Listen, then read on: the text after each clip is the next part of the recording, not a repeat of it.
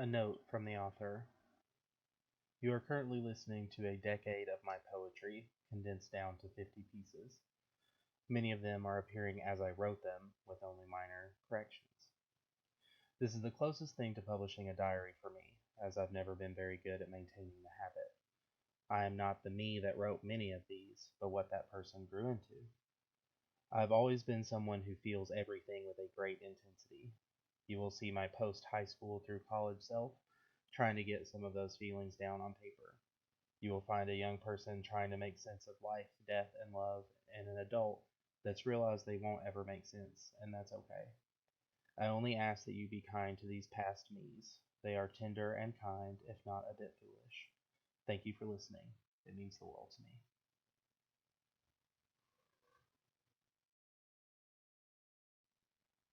The Altstadt, you whore.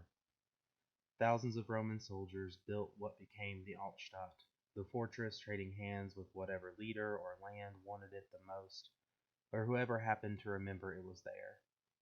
Like the oldest girl in the harem that was once the favorite, merchants threw up houses with blood money, which have remained mostly untouched for centuries.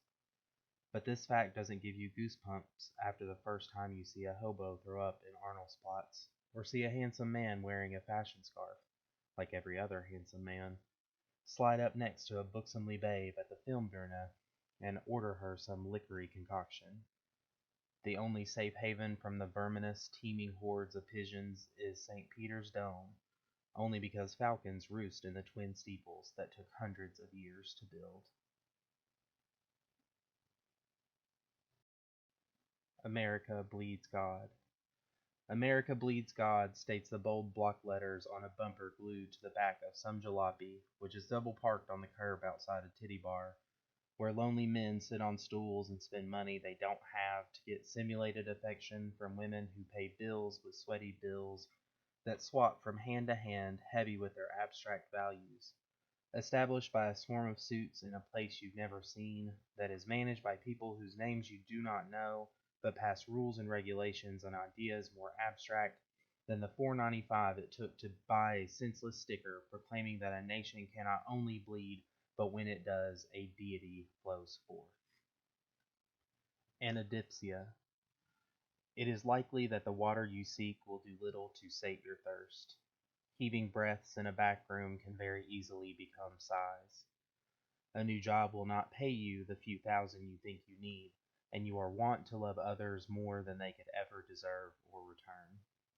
For we walk the same desert, tricked by the same shimmering mirages, crawling from one oasis to the next. Angry grapes. An insatiable wanderlust, blood rusting in veins, traffic lanes to be crossed, feelings to be feigned in some far-off forest. The nation whispers go west, its mouth on my earlobe, California or bust, though Oregon's the best. I've got to feel lost again, to sin or get sick, to feel unfamiliar eyes pin stranger to my chest as drawled vowels drip from my lips. I need to rinse this red dead clay from my feet, to dump dull dust from my hair, to cleanse myself of Kentucky. 21 years of black pepper gravy and men asking how my mother's been. At my back, cows covered in feces stare out from the black fences my brother and I painted for our once stepfather, who sat far out drinking tea in his truck that was too wide for the road. Okies and Arkies, wearing clothes that are mostly pit stains and sand, cussed over busted, blown gaskets, but I cannot lend a mending hand. I'll reach the ocean by sunrise, the moon waning at my approach. I'll read each star before it dies. Animism. We bared our teeth and beat our breasts until they flushed bright red. We compared physiques as if to determine the worth of the oncoming events. We closed the distance and clashed in a burst of good intentions, wailing and biting at every inch of flesh, intimate and immediate. This carried on until our skin was painted with cherry blossom bruises. We panted and snarled, licking wounds and feeling utterly disappointed. Are you afraid of the ones you love? Are you afraid of the ones you love? Asked the radio into the hollow husk of my car as it sped between the lines. Amongst the sallow static it asked once more, somber and surreal. Night wrapped around the windows, my answer could be yes. Yes and only yes. I'm terrified, dear radio, dear apophenia machine. When the time is right, a sickly and lean liturgy of images come to mind. A photo booth strip of mouths agape, of arms crossed, hands resting on chests encased in a pine box. Jewelry removed and placed in pallid palms before they are sunk into the sea of earth carved out just for them. Yes, sweet radio, I cannot breathe for the fear, mortified by their mortality, their transience trickling terror. Cold water streaks down my spine. If you want to know, radio, my heart is no stranger to skipping beats, or the rush of red thunder in my ears. Bleed, breathe, and eat. Ach, mein Bruder, I thought you were dead, but there you stand against the wall, so tall and Aryan, your eyes an infant blue. There you are as you once were. Eyes that once shone now stab as I sway past your gilded frame. You have swathed our mother's eyes in soupy black tulle. My, how I hate you. I'd kill you if the alcohol hadn't done it first. Instead, I drink your demise to give honor to your amber assassin. Meanwhile, you are their Moloch, hungry and absent. I think I'll destroy your altar. You'd still garner more praise than I from beyond your writhing grave, although I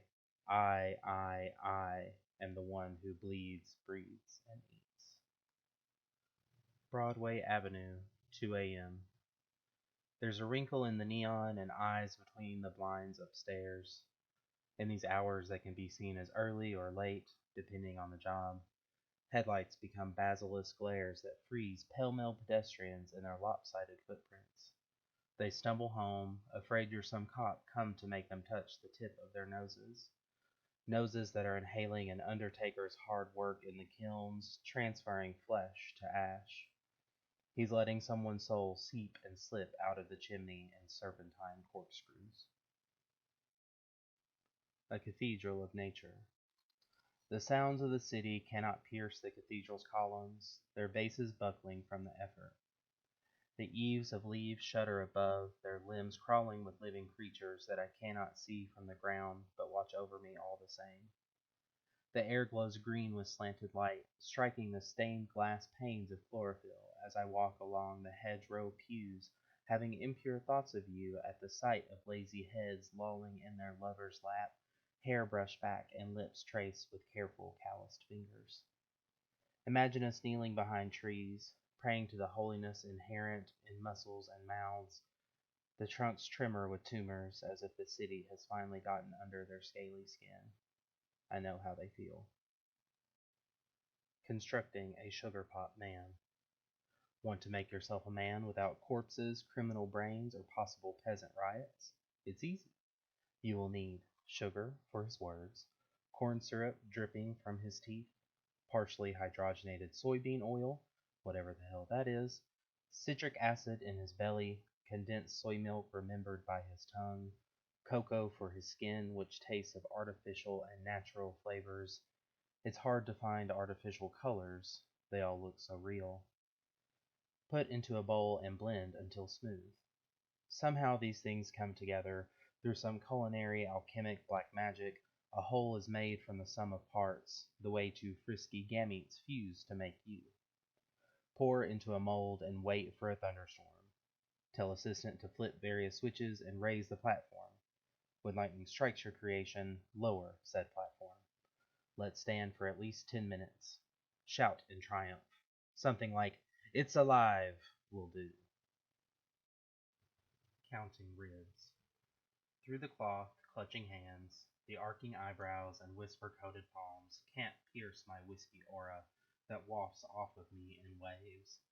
Yet you held that hand that would later trace endless circles between the hair under the cloth, while you lay prostrate, the lump in your throat the only thing moving. I counted the ribs that were covered with nothing but sallow skin that my ruddy fingerprints couldn't stop tasting. I followed them down the slope of your stomach, a shallow pool, that shallow pool whose surface my knuckles couldn't disturb no matter how long they lingered. Insatiate, I drew you in and kept that moment in a fold that refuses to reconcile. Den die Toten reiten schnell.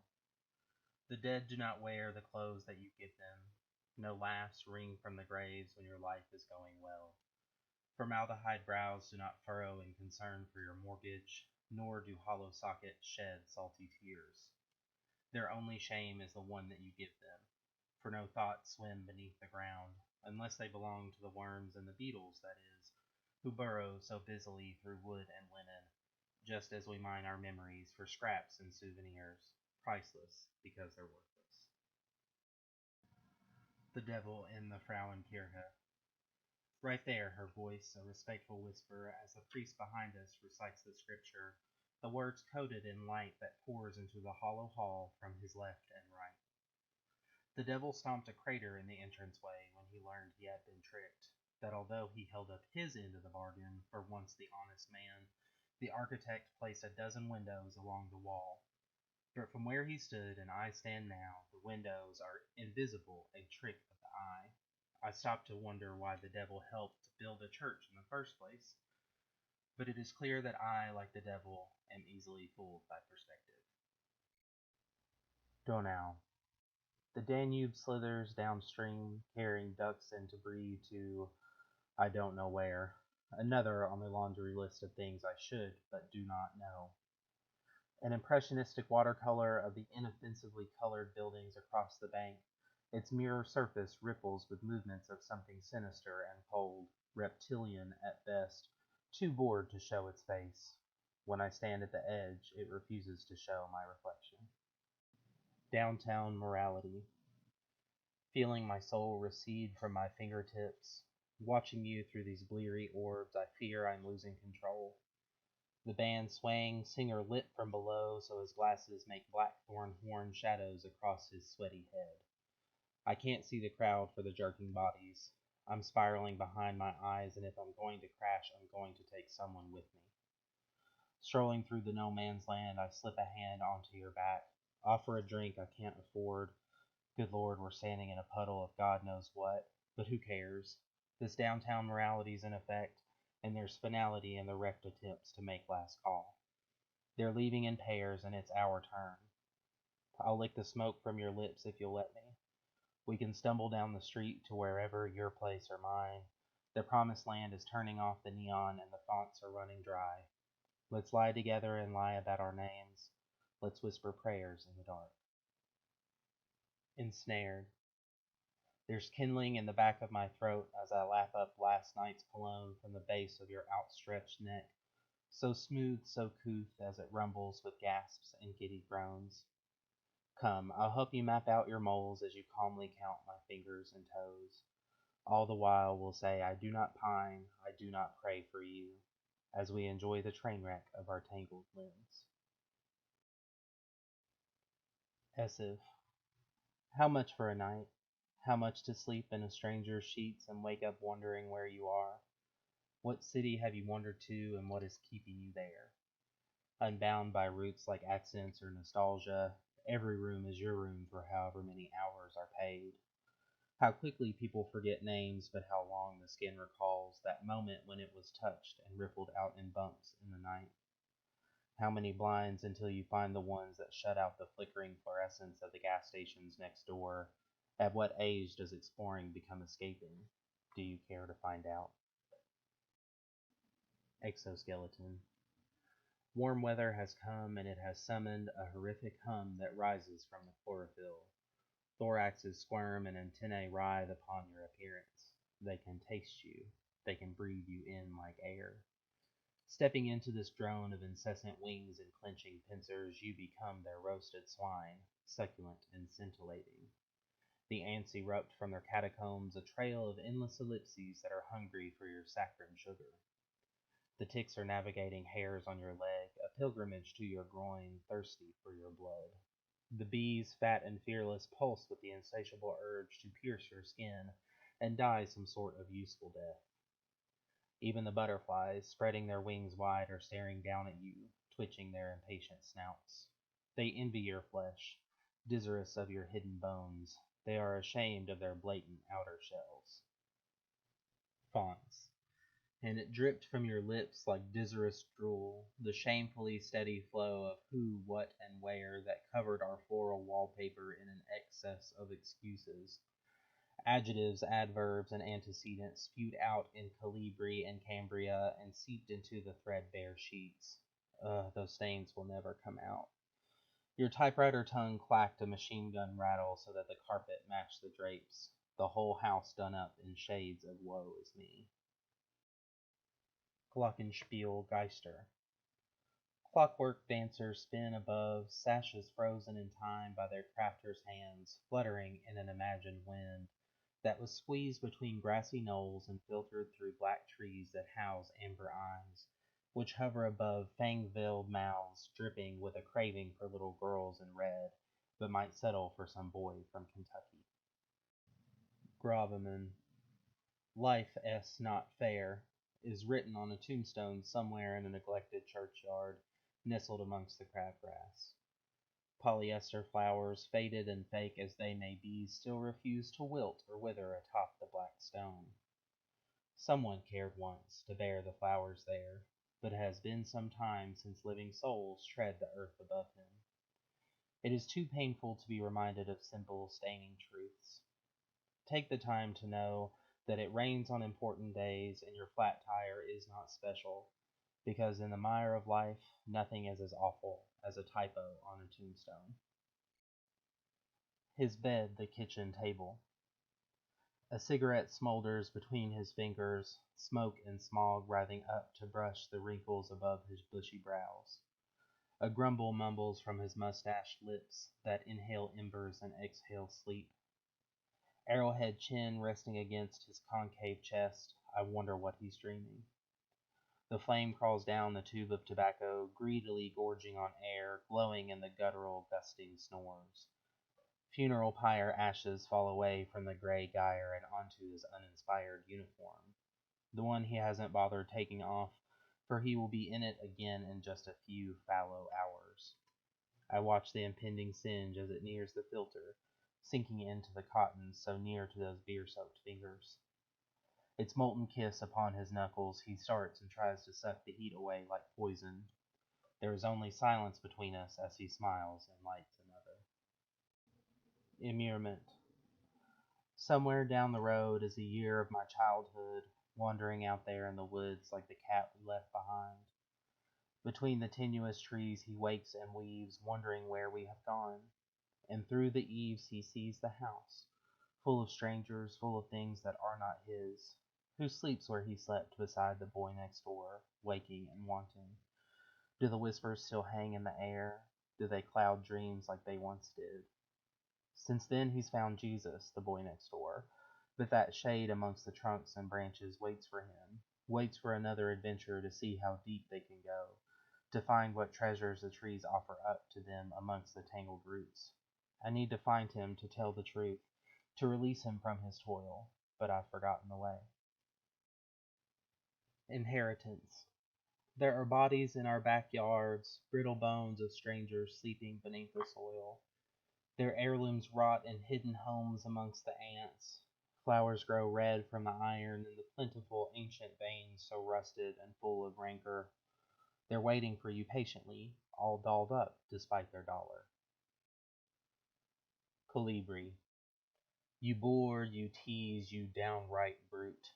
We are faithfully facing forward, our elbows touching, without expression, as if nothing's happening, because nothing is happening.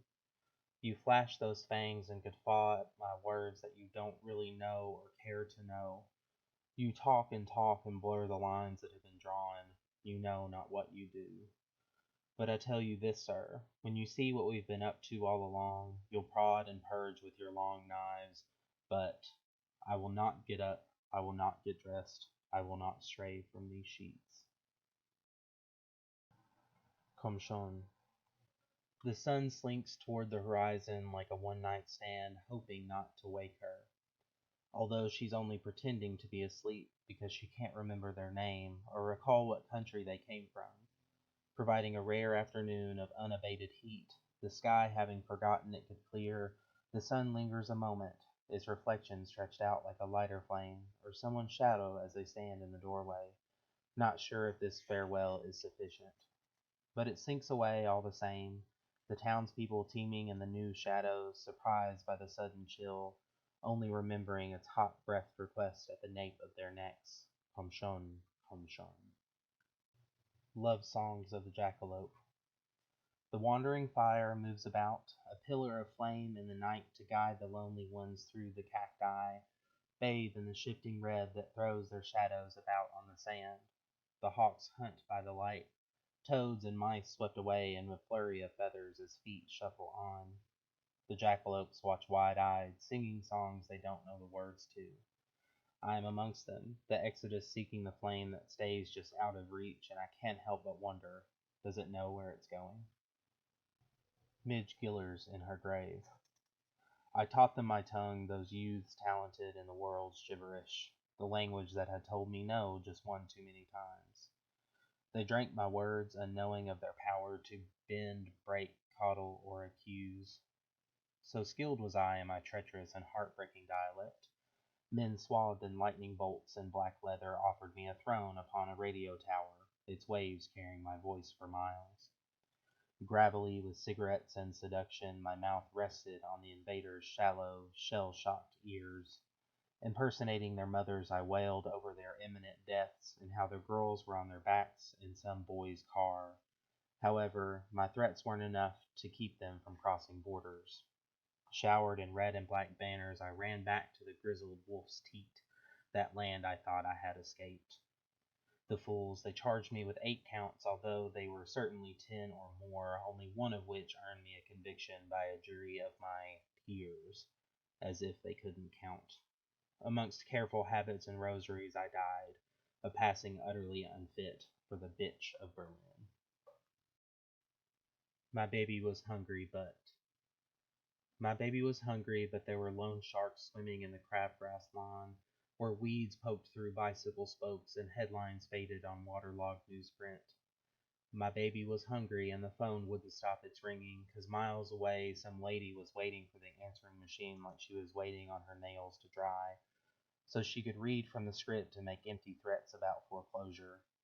My baby was hungry, but he was warned not to use the stove till they got back. Sometimes he'd wake up and find them in their bed, or watching the morning news, coming and going like cicadas. He grew up hungry for voices that didn't come out of the TV, doors that didn't stay locked, anything that was more than half-hearted. My baby's got a pocket full of food he'll never eat. My baby is insatiable. Nerves and skin. Slide into the sheets, shivering from the cold in the unbearable anticipation. I think he heard it, my every nerve and scrap of skin wanting his. It's so cold, he muttered to the darkness, so I drew him close. Tongues roving behind buck teeth, we clutched, pressed, and shed. Are you sure that this is what you want? His voice so close, but his body closer. The sensations being far too much for my body to comprehend, every nerve and scrap of skin cried out in mirthful squeals. Candlelit shower, we foraged for some clothes to sleep in, his lips to my ear. Passing through. I can't stand them, these transient places, airports, subway stations, hotels, motels, malls. Words slide down the walls like graphic graffiti, lives are lost like loose change, and shards of hearts litter the floors. Sentiments stain the sheets that so many have slept in already. Come morning, a uniform will wipe them clean, will erase every bit of the people that pass through. Potential. But what of time, the less than a breath it takes for potential to become kinetic? The difference between an arrow in my hand, an arrow on a bowstring, and an arrow jutting from a deer. Imagine a coin on a thumb, either face heavy with the weight of decision and consequence. Perhaps the most shocking realization is that something as immense as death can come in something as small as a bullet, or a cyanide tablet, or a dust mote. These innocuous and terribly terminal objects laze about us, humming and content with their unused potential. Predator, prey. Barn cat eyes swivel in your skull and settle on my swollen fingers, bloodied by tactless teeth. You flash fox fangs at a twittering tongue as it totters about in my meager mouse mouth.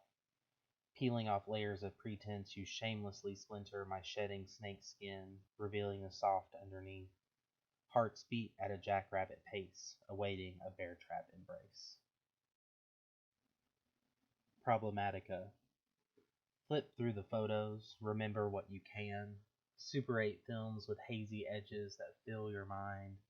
And somewhere along the way, things don't add up. The dialogue you have tucked away, collecting dust in the folds. Those words were never spoken. There's bold print on the broken cassette you keep trying to play. The details you've collected are wrong, and he has a separate set that are also just as wrong. Your song never played that night, and the water in the pool wasn't as cold as you think. His mom was still awake, and yes, she knows you stole from her liquor cabinet. The feelings weren't fake, but the years have added some sentimentality. The facts don't match, so you stuff them in the back. Someday you'll see how they fit. Someday you won't care. Pyrophoric. Haunted by the living, each flaunted newborn and engagement ring is a match that's burning down to my gnawn-off nails. I light penny votives, praying not to feel your skinny phantom limbs tangling with mine. But there you are, sweet stench of up-all-night breath and the fickle flicker of the fire, your cheekbones digging into my chest. I can get no rest until I've done my penance, recounted the missed kiss in the driveway, winced at how everything I wanted was you. In the dying light, I let the memory's heat eat me from head to feet. My flabby frame goes up like tinder, flames fueled by thoughts like how much I loved you on the back porch that night, and how I needed you so bad it wrung my insides out. A witch upon a stake, I could douse the blaze and save myself, just let you drift away. But I know the burn will fade, pain will turn into detached observance. In the morning I'll poke through the ashes, wash away the bonfire smoke, and salvage enough to get up, knowing you'll be close, gas can in hand. Saint Hubertus. He looks down on them from his arbor perch, doused in misleading scents and swathed in sneaky leaves. This boy whose hair has lost its golden tint without the sun's persistent nagging, only to be dyed red for pageantry, and looks a bit like red velvet cake as he puts arrow to bow, fingers to string, and fist to beating breast. A stag saunters below, surrounded by his harem of daintily dotted does. In an instant his features shift to that of a boy someone red velvet knows from afar and from within. Dear boy smiles, an ambient glow swathing his nude frame. He raises both hands, enticing and inviting. The arrow flies, uninterested in red velvet's reticence. The sea is singing yellow songs in time. The sea is singing yellow songs in time to bellows breathing below sickly ships. It rises, phantom floating man-of-wars, askew in tides and waves it makes, induced with giddy, hopeful, muffled voices, lost in sheets and showers, hotel rooms and pools. It surges, liquor bubbles popping twice to fashion measures, beats, and tone. Inside small cabinets and armoires, silver tunes brush, lonely lingerie, and sexy things that did not make the cut. A song for those that feel and know its lyrics already, it dances through the veins from mouth to groin to mouth again, excels at moving feet and hands and executing what they want. Dumb ears on either side of my head hear the tune, but rhythm loses footing here.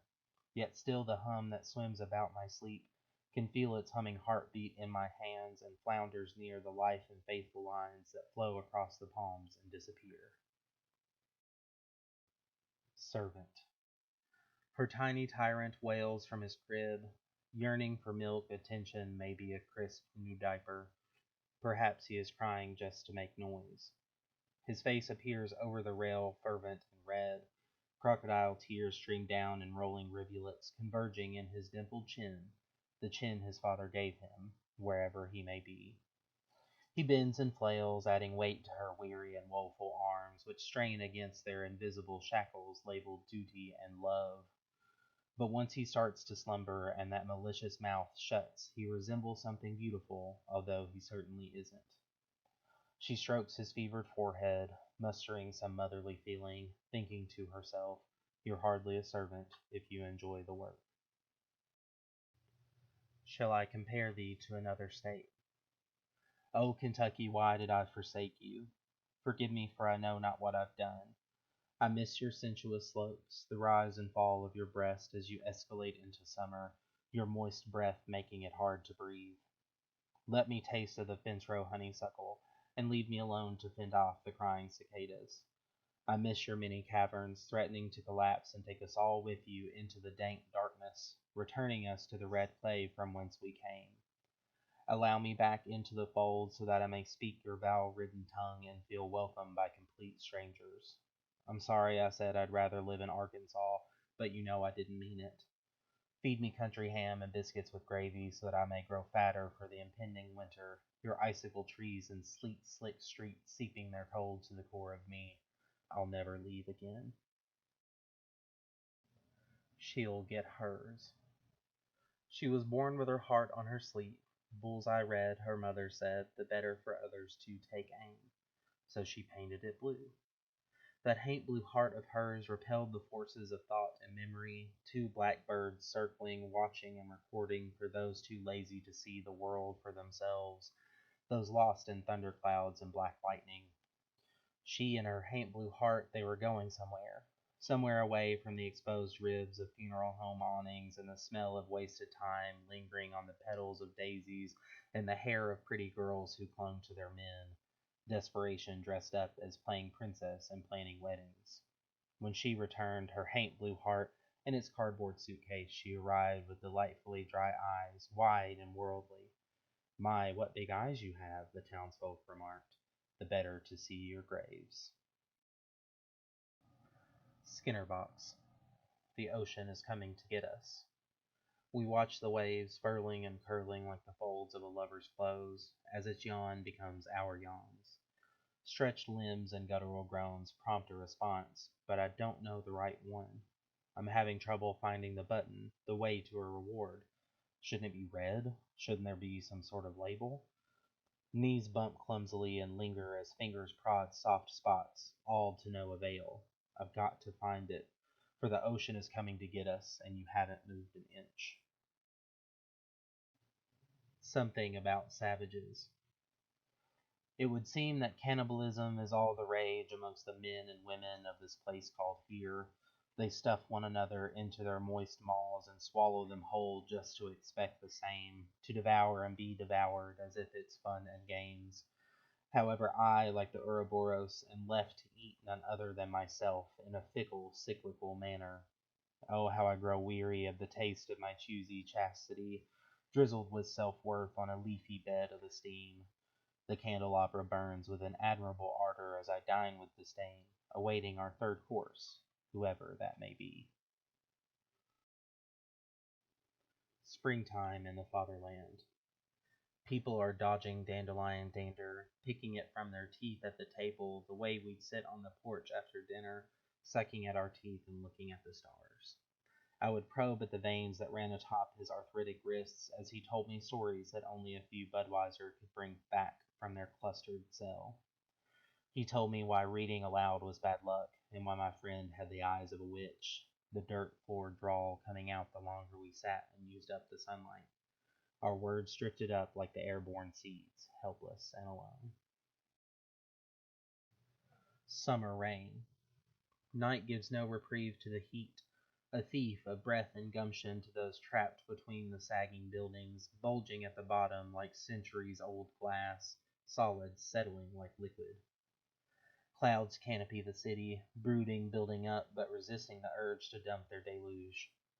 They tug at their collars, soggy dollars pasted to the inside of their pockets, sweat clinging to the backside of their knees.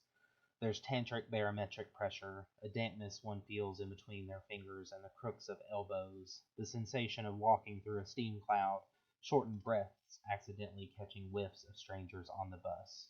A frenzy, furious bees in their skulls, every pore expanding in the haze, until finally the sky gives in to its pent-up pleasure, sighing in its pleasant defeat. Tender skeleton.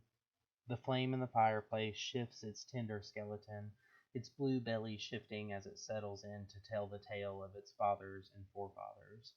sparks flying from flint becoming the consuming cherry of a cigarette, a finite life clutching the cotton as it smoldered into obscurity. Yet others, in their gluttonous lust for life, devoured whole forests, tree lines alive with their form as their progeny crept down hills and into homes. If only he could do something great, he crackles and sighs to the candles on their sticks. But they hold no mercy, once burned by old flames that took them for their worth, twice shy to try again. The misery pooled around their feet, their bent wicks curled. They know they'll do it again. Upon seeing the Pied Piper moonlighting. The stomach of the violinist outside the shop loudly lurches, unsatisfied with lunch. His fingers don't know a happy tune as tourists' flip-flopped feet take wide arcs to avoid his open case, like his open chest, barely covered with clothes that he doesn't remember buying. He hopes to summon a few euros, but the only thing he can think to play is a somber song, the whine of which can conjure images of long-limbed vampires and blood-stained sleepwalkers, lingering in ancient archways, dancing between the haphazard buildings that threaten to lean in and kiss, although it is not their cue. The sounds swell and seep through the arterial streets, bathing those that may heed its moans. But our violinist goes home, empty in more places than one, his instrument a failing heart, his heart a failing instrument. Fair lore. I seek him, the one exiled to the horizon, fair lore, mountain of the mind, shadow on the sea, who has come to me in dreams, has whispered in my ear from his perch upon the line where earth meets sky, and when I close my eyes I can feel his wretched breath, the death of hundreds wafting up from his guts that yearn for more. I seek him in his palatial prison, the world set aside from this one where he bides the centuries that go by, waiting to be forgotten, waiting for his return. Vivisection. If you were to split me apart, cleave me in two with your hatchet tongue, what might spill out? They split the atom and look at what happened. Could the things within turn you to ash? Could the heart-sick flame inside my stomach eat you up? Could it pin your silhouette to the floor? Perhaps all the words I've swallowed for you would make their bloody revolt and swarm about like flies, a haze of Scrabble pieces vying for entry to your soul, to fill your belly like they filled mine, making it bulge and stretch into something cumbersome. The films behind my eyes would tumble out, a Gatling gun slideshow of memories and dreams, a dog's bloody mouth, beer on your breath, a candle in a hostess cake, your head on my shoulder, a smoldering cigarette in a sleeping hand, and on and on and on, until you're tarred with my neuroses and feathered with all these phobias. Finally, I will be hollow and horribly content. Yellow-bellied blue rabbit. I am a gaudy glass half empty with my father's blood. I gain neither his height nor his cleaver nose. My face is not his, but neither is it my mother's. I hardly believe it's mine. I was gifted instead with his penchant for red-labeled booze. I wasted my 14 years of bi-weekly visits on Eastwood and Wayne, while he gazed at his model yard, mouldering in his melancholy, smelling of oil and bakery bread. I should have been hoarding memories for that fated Father's Day, when his blood ran cold, the sluggish, icy red, sailing in my veins. You and I. Blue-tinted kisses at dawn, before the sun sets trees ablaze. Oh, how I've missed this bleary bliss, fighting to keep the cold outside the blankets. Wide grins and do that agains, the snap of your glasses lens, oh, how sorry I've been. Oh, how many wishes does it take to make this last, to keep those minutes from the past, to keep touching for touching's sake, to see you above, below, beside me. Oh, how am I supposed to leave? Your rumbling whispers, my bumbling fingers, tumble with me through space.